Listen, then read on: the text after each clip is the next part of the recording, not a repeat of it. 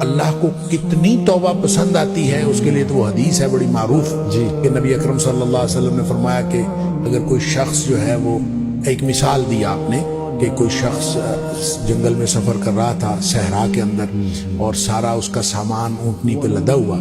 اور اس نے ایک کسی درخت کے نیچے سستانے کے لیے وہ ٹھہرا تو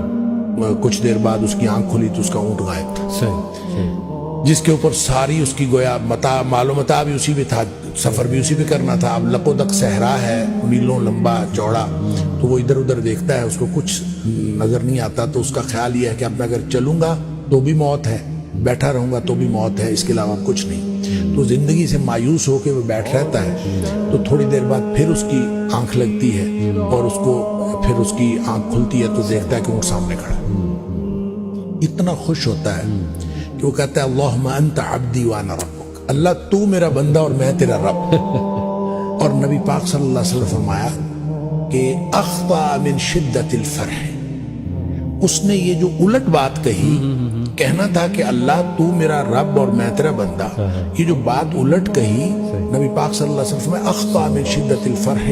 اس نے خوشی کی شدت کی وجہ سے بات الٹ کی یعنی اس کو سمجھ ہی نہیں آئی اتنا خوش تھا اس کو سمجھ نہیں آئی اور وہ خوشی کی شدت کی وجہ سے الٹ بات کر گیا نبی پاک صلی اللہ علیہ وسلم اس شخص کو جتنی خوشی ہوئی ہے نا اللہ کو اپنے بندے کی توبہ سے اس سے زیادہ خوشی ہوئی کیا بات اب اس کے بعد کیا بات باقی رہ جاتی ہے